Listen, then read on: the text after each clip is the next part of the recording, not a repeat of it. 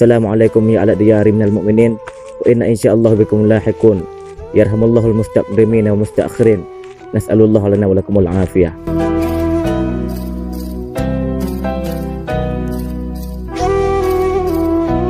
Bismillahirrahmanirrahim. Assalamualaikum warahmatullahi wabarakatuh. Alhamdulillahilladzi khalaqal mauta wal hayata liyabluwakum ayyukum ahsanu amala. Wassalatu wassalamu ala sayyidina Muhammadinil Mustafa wa ala alladzina sybihu bi anjumin fil ihtida. Pemirsa rahmat Allah Subhanahu wa taala, sebuah kepastian yang benar adanya, dan ini pasti akan terjadi, bahwa semua makhluk yang bernyawa pasti dia itu akan merasakan kematian. Dan ini adalah janji Allah Subhanahu wa taala, kullu nafsin dha'iqatul maut.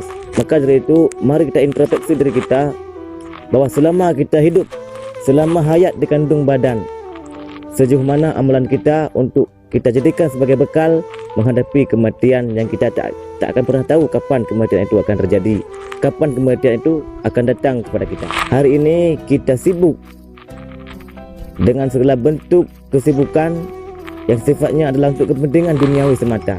Seringkali kita sibuk memikirkan dunia, sibuk dengan perkara-perkara yang tidak membawa kemaslahatan untuk akhirat, hingga pada akhirnya kita mati tanpa perbekalan yang memadai menghadap Allah Subhanahu wa taala. Kita semua ini adalah camat, calon mati. Maka karena kita ini adalah camat, yaitu calon mati, maka kita ini mesti jadi bupati, buat persiapan untuk mati. Apa persiapan itu? Pemirsa Allah Subhanahu wa taala. Persiapan yang paling utama dan yang paling pertama itu adalah kita taubat kepada Allah Subhanahu wa taala dengan taubat yang sebenar-benarnya. Sebagaimana firman-Nya, "Tubu ilallahi taubatan nasuha."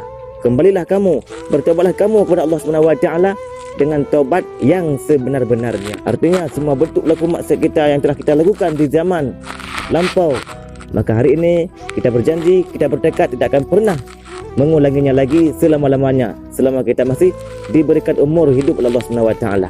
Pemirsa dari Allah Subhanahu wa taala, sebagaimana kita telah membicarakan di awal, bahwasanya semua kita pasti akan merasakan kematian.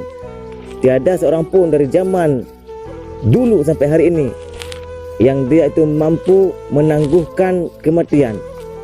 Karena idza jaa ajaluhum la yastaqdimuna wa la yastakhiruna sa'ah. Apabila ajal telah datang, maka kita tidak akan mampu menunda ataupun mempercepat barang sesaat. Maka juga sebagaimana kita bilang di awal, bahwa kita ini mesti membuat persiapan perbekalan untuk menghadapi kematian itu. Satu-satunya perbekalan yang mesti kita persiapkan untuk menghadapi kematian, yang pertama taubat, kemudian laku amalan yang perlu kita lakukan.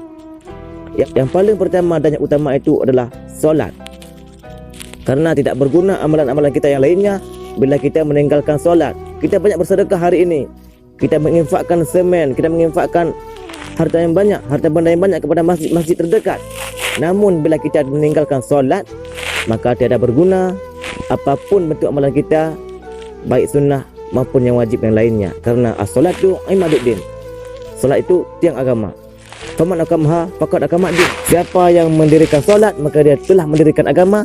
Faman tarakaha faqad hadama din. Dan siapa yang meninggalkan solat, maka dia sungguh telah meruntuhkan agama. Maka yang paling pertama dan yang paling utama amalan kita itu solat. Tentunya dengan solat yang sesuai dengan ketentuan-ketentuan fikah, baik syarat maupun rukun. Kembali lagi dengan permasalahan kematian. Dulu ada seorang raja yang dia sangat-sangat benci dengan mati.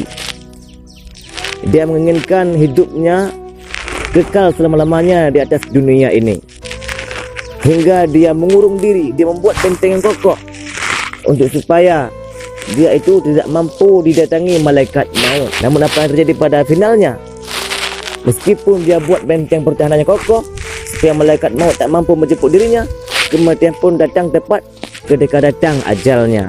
Maka apalagi kita hari ini, kita bukan raja, kita bukan nabi, kita bukan siapa-siapa. Tentu saja kita mesti buat, mempersiapkan bekal yang memadai untuk perjalanan yang sangat-sangat jauh, lebih jauh dari mata memandang. Pemirsa rahmat Allah Subhanahu wa taala, maka poin kita hari ini cuma dua. Kita mesti membuat perbekalan untuk menghadapi kematian dengan cara bertobat. Kemudian kita ini melaksanakan solat, kita qadha semua solat-solat kita yang pernah kita tinggalkan di masa lampau, dan insya-Allah kita akan menjadi bahagian daripada hamba-hamba yang Allah Subhanahu wa taala terima taubatnya, untuk kemudian kita termasuk ke dalam orang-orang yang menghuni surganya kelak. Amin ya rabbal alamin. Pemirsa rahmat Allah Subhanahu wa taala, demikianlah mauizah kita pada hari yang sangat mulia ini, di mana ada kekurangan, mohon diperbanyak maaf, dan bila ada manfaatnya silahkan dibagikan video ini sebanyak-banyaknya. Jazakumullahu ahsanal jaza. Wassalamualaikum warahmatullahi wabarakatuh.